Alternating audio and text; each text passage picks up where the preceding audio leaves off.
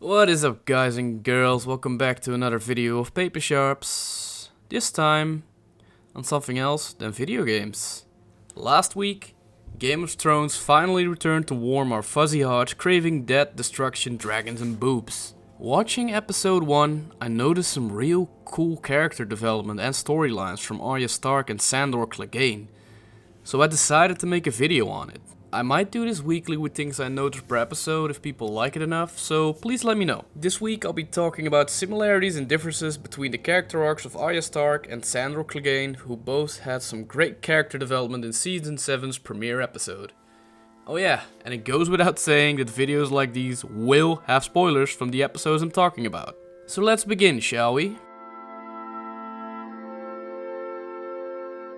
The episode starts out with what looks like a flashback of old Walder Frey speaking to all his children.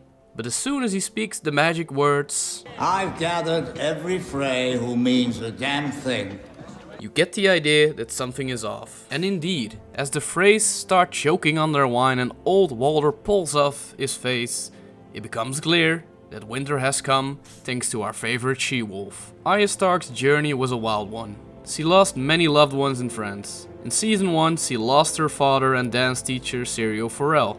In Season 2, she lost the Night's Watchman who saved her, Joran, whatever. In Season 3, she was just too late to reunite with her mother and older brother Robb, both who got killed during the Red Wedding. Season 3 is also the first season she decides to willingly kill a man, not counting the stable boy she killed in King's Landing during her escape in Season 1. In Season 5, she decides to become a ruthless assassin, and in Season 6, she continues training until she goes back to Westeros at the end of the season. During her whole journey, Arya is stripped of her innocence by losing her pet, sword instructor, friends and family members one by one, making her more indifferent towards murder and death. When meeting the Hound, this view is strengthened because the Hound is incredibly fatalistic himself, being constantly cynical and opportunistic, and their journey through the war-torn Riverlands shows only more death and destruction. Later seasons reflect this by showing Arya's more remorseless and sadistic side, as Arya is shown to be willing to use psychological mind games to fuck with her enemies before killing them.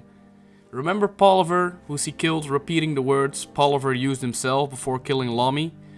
Do you remember Meryn Trant, whose eyes got gouged out before he got continually stabbed in the chest by Arya?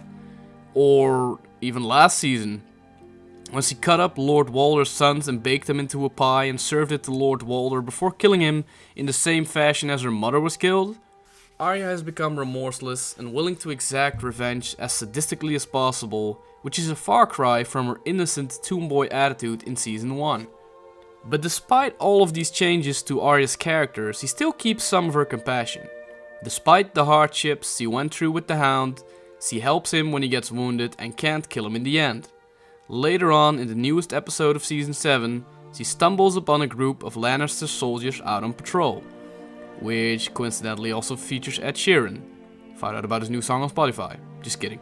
You can see in her facial expression that she wants to kill them. Instead, she is offered food and wine and listens to their personal stories. Who knows what she does next episode, but this episode showed her reluctance to blindly kill kind and compassionate people all the time. She reverted back to her old character and didn't change completely to a cold and callous murderer. The Hound's character arc moves in the complete opposite direction from Arya. We saw him in Season 1 cut down an innocent butcher's boy. He also oversaw Sansa's capture and killing of Ned Stark's guardsmen. But already in Season 2, we see that the Hound's indifferent attitude has its limits, as he gives Sansa a white cloak to cover herself after being brutally beaten and stripped by Joffrey.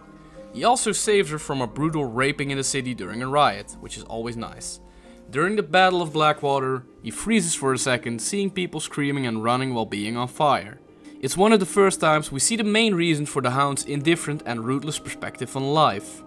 As a child, his brother, Gregor Clegane, pushed his face into the fire for playing with one of his toys, burning half of his face. His father kept the whole thing quiet to the public, which made Sandor feel alone. Over time, he was seen as a monster due to his appearance, and he decided to act like the monster they already called him. In In Season 3, he runs into Arya and his early signs of compassion from Season 1 and 2 start to develop. Arya stops him from killing a man riding a wagon full of pork, and instead she decides to knock him out herself, saving the man. When they arrive at the Red Wedding and chaos is everywhere, Sandor saves her and later on he defends her when she confronts a couple of Frey soldiers, killing one. Later on in Season 3, however, they run into a farmer and his daughter Sally. They get food and shelter from the two, but Sandor decides to rob them of their silver and knock out the father. Arya is furious and questions the Hound, to which he replies that dead people don't need money. He continues by stating to Arya that she needs to learn to be practical and make ugly decisions. This seemingly normal decision for the Hound's ruthless behavior becomes important later on in the newest episode for him. But we'll get to that in a bit. In Season 4, Brienne and Podrick Payne are looking for living Stark family members and run into Sandor and Arya. Sandor is suspicious of their motives due to the hilt of Brienne's sword, which resembles a lion. He doesn't trust Arya being protected by them, unconsciously showing his compassionate side once again. He cares about Arya whether he likes it or not. After a brutal fight with Brienne, he is left for dead by Arya and it takes at least 2 seasons before we see Sandor again. In Season 6, it turns out the Hound survived and was found and nursed back to health by Septon Ray. He lets Sandor live among his band of villagers and work with them to build a new civilization. When talking about justice, Sandor states that he should have been punished for his past crimes. Ray responds that this might be his second chance and he already had his punishment. Later, the villagers are brutally murdered by 3 horsemen and Septon Ray is hanged from a beam in the wooden sept. In a fit of rage, Sandor grabs the axe he was chopping wood with and brutally kills 2 of the perpetrators. Back into the old Hound routine, he slits one guy's throat and swings the axe into the balls of the other guy. Ouch! He runs into the Brotherhood without banners, who are about to hang the leader of the group who killed the villagers, and he decides to join them after he executes the leader of the group himself. Despite all of the horrible things the Hound did, he has some compassion. Events such as the journey with Arya further strengthened his compassion.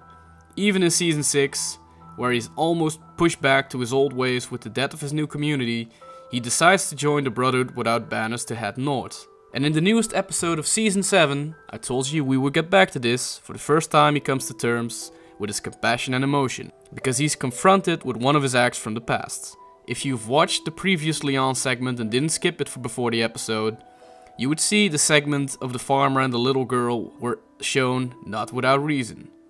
A little bit later on in the episode, Sandor runs into a farmhouse with the Brotherhood, looking deserted.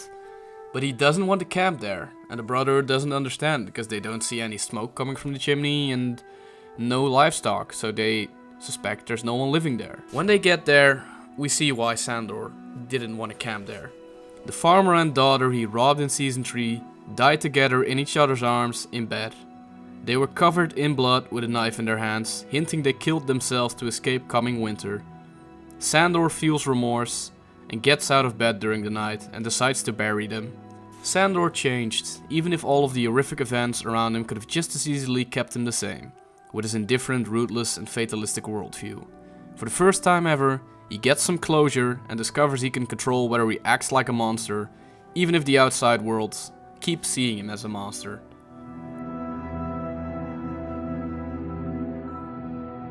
In short, Sandor and Arya go in complete opposite directions when it comes to changes to their character. Arya is changing into a ruthless killer like the Hound already was. But this episode seemed to show that she doesn't change completely and keeps some of her compassion as Arya Stark. By contrast, Sandor is changing into a person with emotions, good intentions and compassion like Arya already was. Season 6 showed us that the Hound could still kill brutally and without remorse, but already that season showed us he kills with reason now and not simply out of practicality and because he can. He did it out of revenge. Season 7 shows us that Sandor is changing completely and gains compassion. I'm very curious to see where their characters go, and I would love for them to meet each other again. But that's it for this video, and I would love to know what you thought of episode 1 of Season 7. What did you think of Arya and the Hound in episode 1? Please let me know in the comments below and leave a like if you enjoyed the video. I might do another video this week in episode 1, but if not, I'll probably be back next week. My name was Paper Sharp, and I will see you next time.